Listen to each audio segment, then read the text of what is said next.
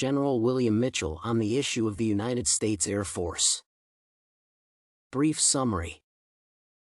In the primary document, General William Mitchell discusses the issue of the Air Force within the United States military. He declares that the United States does not have pursuit aviation, while 70% of European air forces are pursuit planes. As the general concludes, this approach to managing aviation put the United States at risk of an enemy's attack. More attention should be dedicated to developing the U.S. Air Force, as this part of the military will become essential in protecting the state. The general compares the cost of a single pursuit plane, which is $80,000, to that of a gun, which is $500,000. It appears that the general is making specific comparisons in terms of price to influence the decision-makers and prompt them to purchase pursuit planes.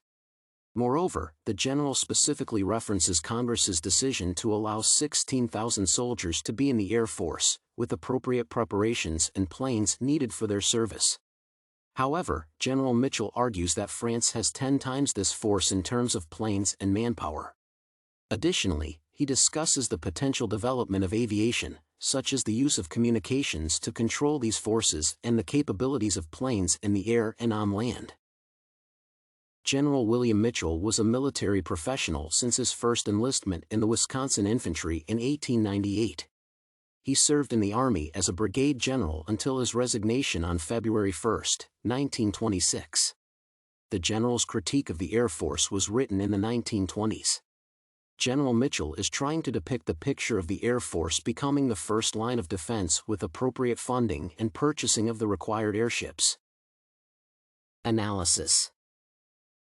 General Mitchell wrote the text in question in 1920 to voice concerns about the lack of attention given to the development of the Air Force, considering that the other states have far superior reinforces.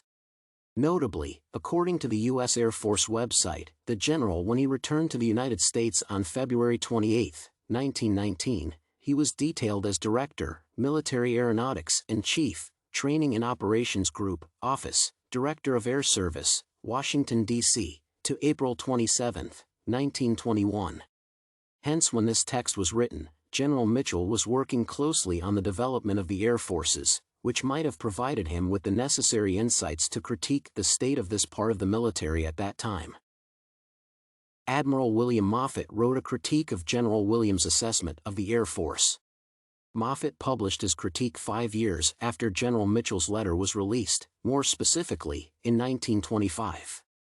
Clearly, this related source has a different perspective since the Admiral critiques the general's viewpoint. The main issue is that the establishment of the Air Force as a separate unit would provide them with full control of the airspace, impairing the authority of the naval forces and the development of naval aviation in particular. One may assume that General Mitchell's concerns were linked to the tensions in Europe and the predictions of a potential war. Hence, the general wanted to ensure that the U.S. military was well equipped. Thus, the text by General Mitchell intended to influence policymaking in the United States, to purchase pursuit planes, and to invest in the Air Force development. Since the general had an official position in the military and addressed his text to policymakers, he most likely knew that it would be later read by others.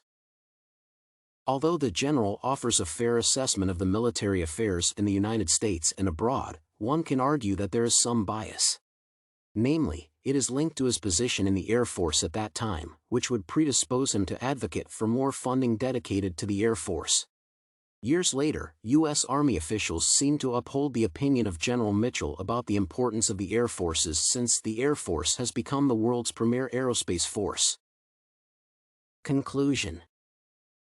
In summary, in the primary document in question, General William Mitchell voices his opinion about the role and importance of the Air Forces within the United States Army. 5 years after the publication of this text, Admiral William Moffett critiqued Mitchell's approach because it would hinder the development of naval air forces. However, Mitchell's perspective is based on the role that the Air Forces would play in the future.